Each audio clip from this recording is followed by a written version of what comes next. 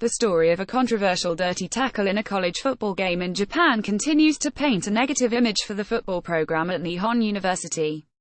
A panel of lawyers tasked to investigate the football program responsible for a vicious tackle has determined not only was the hit instructed by the coaches, but players on the team were essentially given a gag order to prevent anyone from singling out those responsible for the tackle of an opposing quarterback. The head coach of the Nihon University program already resigned over the fallout of the hit, but that did not stop a legal investigation over the bizarre controversy. A week after the game with the hit, which you can see here, team officials gathered the entire team for a meeting. In this meeting, it is reported a staff member applied pressure on players to not speak about who was responsible for the planned hit on an opposing player. The reason given for staying silent was to keep the program from being shamed in the public. Well, that clearly did not work out very well. The Nihon program has been slammed with negative publicity and opponents have backed out of games against the university in reaction to the developments of this controversy.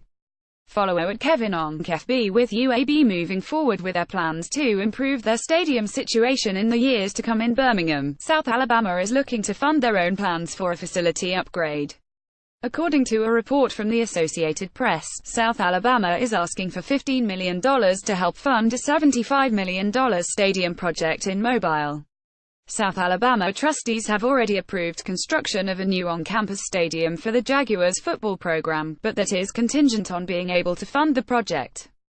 South Alabama expects to raise funds through public and private partnerships and hopes it will be able to receive some financial assistance from the city and the taxpayers to make the stadium a reality.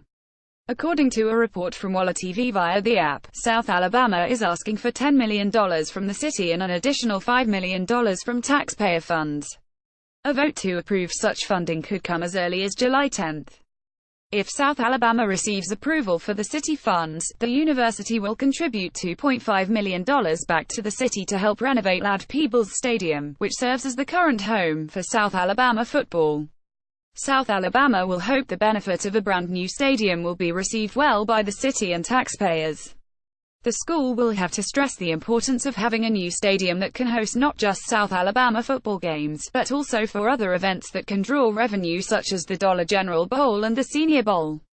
Follow at Kevin Ong FB. Former Nebraska back Ben Miles has announced where he is heading next. Miles, the son of former LSU head coach Les Miles, announced via Twitter he is transferring to Texas A&M. Miles sat out the 2017 as a redshirt, but he will still have to sit out a year of college football before he can take the field with Texas A&M due to NCAA transfer rules. But that doesn't mean he can't start getting himself acclimated to his new surroundings in College Station, Texas. Made it to campus. I am really excited about my opportunity here in College Station. Once again, thank you to the coaches that recruited me to Nebraska and invested in me for a year. This is my next step. I can't wait to get started.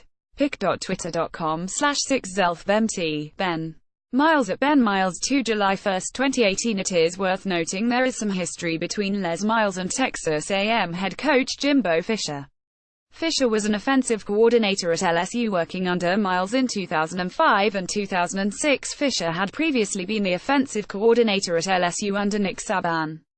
Fisher left LSU to become the offensive coordinator at Florida State under Bobby Bowden, where he eventually succeeded Bowden to become the head coach of the Seminoles from 2010 through 2017. Follow at Kevin Ong FB. With the calendar flipping from June to July, we once again see some official changes become official in college football. Not only is Georgia Tech now officially a member of the Adidas football family, but Liberty University is now officially a FBS program. The 1st of July is when all conference realignment changes become official.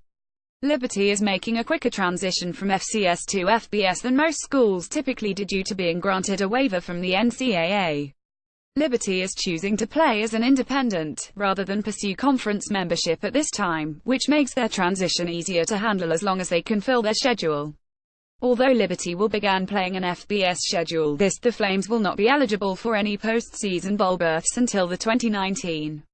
Highlights of the first at the FBS level for Liberty will include road games against Auburn, Army, and Virginia. The Flames will also play a rare in-season home-and-home set against New Mexico State, another FBS independent. Liberty's first game as an FBS program will be played at home against Old Dominion on September 1. There is another notable change to the FBS lineup this Idaho is now officially an FCS program after making a rare drop down in classification. The Vandals will now play in the Big Sky Conference after previously being a football-only member of the Sun Belt Conference. Follow at Kevin Onk FB. Texas lost a little bit of their defensive depth on Saturday ahead of a key on the 40 acres for Tom Herman and staff. Senior linebacker Edwin Freeman confirmed that he was electing to leave the Longhorns as a graduate transfer, first tweeting the news that was later confirmed by the school in a release. Forever a Longhorn and forever grateful to the University of Texas and all coaches for giving me an opportunity to earn a degree and play football at my dream school. Folded hands. Dark skin tone sign of the Horns. Dark skin tone grad transfer. Edwin Freeman at F3 5 June 30, 2018. I will forever be grateful to the University of Texas and all of my coaches for giving me the opportunity to come earn my degree and play football at my dream school, Freeman said in a statement. I especially want to thank all of my teammates who have become my brothers over the last 4 years. With that said, I've decided to transfer with my degree in hand and pursue an opportunity at another school to finish my football career. Freeman started 5 games as a sophomore and appeared in 11 more as a junior but couldn't quite the starting rotation on a more permanent basis. A triceps injury held him back in spring practice this year, and it seems there was enough distance between him and the other linebackers to cause him to explore his options for one final of college football.